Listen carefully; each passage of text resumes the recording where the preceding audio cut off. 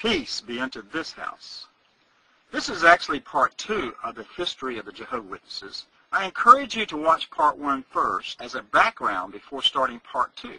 Still, you may consider part 2 interesting and want to watch this one first. Let's go together up the yellow brick road to see the great and powerful Wizard of Oz. Our journey starts when Watchtower founder Charles Taz Russell dies suddenly of a heart attack on October 31st, 1916.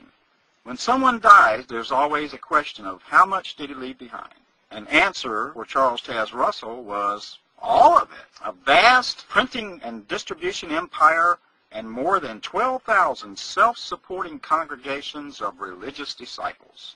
Joseph F. Rutherford served as a legal counsel for Russell and the society. You may have heard the old saying, where there's a will, there's a lawyer. Russell had prepared detailed written instructions to distribute his authority and control of the Watchtower with several different followers. Rutherford ignored Russell's instruction and consolidated all the power under his own authority. Rutherford was not included in Russell's will to receive any control of the organization. Rutherford went into action at the death of Russell and began a series of legal maneuvers to hijack the entire publishing empire from its legal beneficiaries. He legally dumped some of the directors and appointed his own directors, and then was chosen to succeed Russell as president of the organization. What a surprise. Controversy arose concerning the practices of the new president of the society, leading to a schism. Some of the membership broke away, resulting in the formation of several groups that included the Worldwide Church of God. Rutherford consolidated his power in the local congregations by sending service directors to each congregation to handle the literature shipped from Brooklyn. He began to increase their authority and decrease the authority of the local elected elders. He aimed to set up an organization ruled from the top, a theocratic organization, with him being God's mouthpiece, the all-powerful Wizard of Oz. Rutherford started to change the doctrines taught by Russell, including the name of the organization to the Jehovah's Witnesses from the International Bible Students Association. Rutherford also denounced Russell's pyramid prophecies as an attempt to find God's will outside of the Scriptures.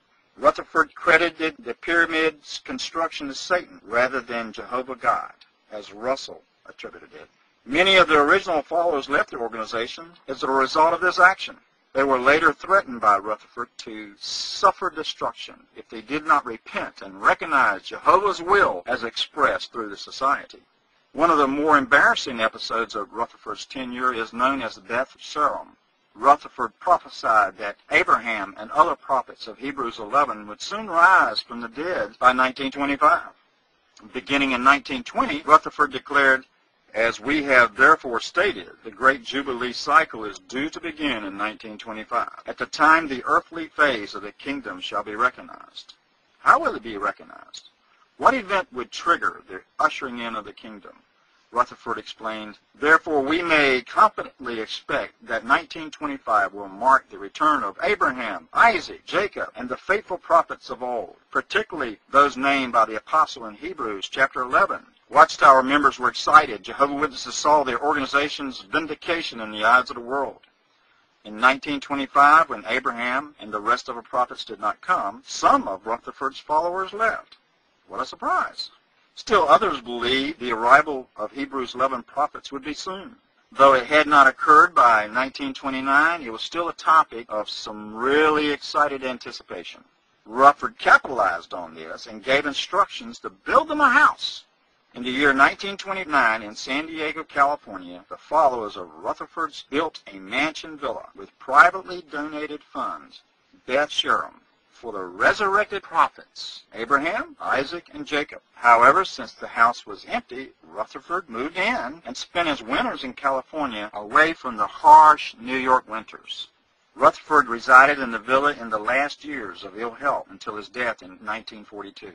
Rutherford had turned the printing empire into a theocratic kingdom, of which he was the king. Rutherford was an excellent speaker with a booming voice, tall and solidly built, and had a legal education. The great and powerful Wizard of Oz was charming and nice. when he wanted to be, and a tyrant with a booming voice who abused authority also when he wanted. As God's mouthpiece, any dissension among the ranks was met with disfellowship and a threat of damnation.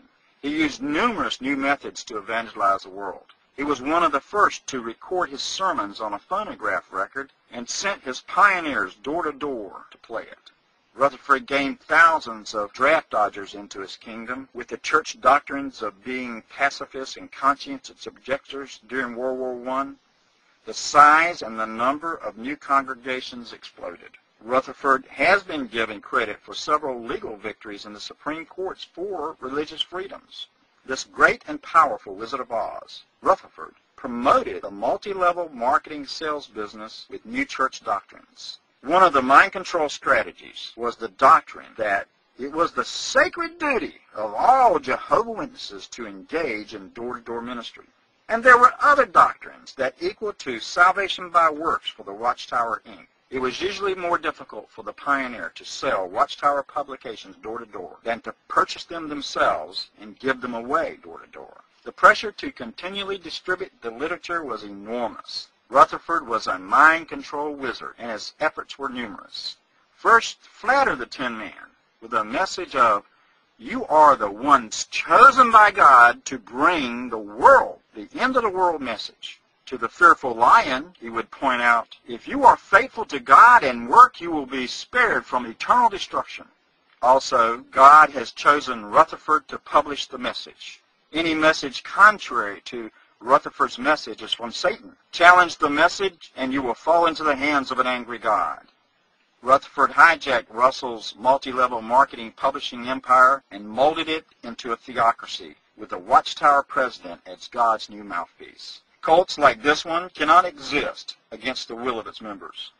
Rutherford's effort was to have his membership police their own thoughts. Every book and every issue of the Watchtower preached God's wrath against the governments and the people of the world. Jehovah's Witnesses have a pattern of organizational growth. It was circus man Barnum that said, you can fool some of the people all at a time. Rutherford, like Russell, would prophesy the destruction of the world or something else crazy on a certain date. The date came and went, and Rutherford, like Russell, was proven to be a false prophet. Many followers would fall away, but the number that stayed would grow every year. It is extremely difficult for a person that has been willingly indoctrinated into a religious group to overcome the mind control. That person is convinced that he has been chosen by God to spread the message. Failure to spread the message will bring rejection by God and some other horrible destruction. The cult group is the only true church, and its leaders are speaking for God himself. Oppose the cult group, you oppose God. Members of the cult group that challenge the leaders must be ostracized. Mothers ostracize their children, children ostracize their parents because someone in the family does not agree with the cult. Let's continue up the yellow brick road in part 3. We will consider the actual doctrines, prophecies, and tactics of the mind control Wizard of Oz, starting with the invisible return of Jesus in 1871 to the death of Rutherford at the beginning of World War II. During the same years that Hitler was seizing power in Germany and Stalin in Russia, Rutherford was using similar mind control tactics, but without the violence. See you in part 3.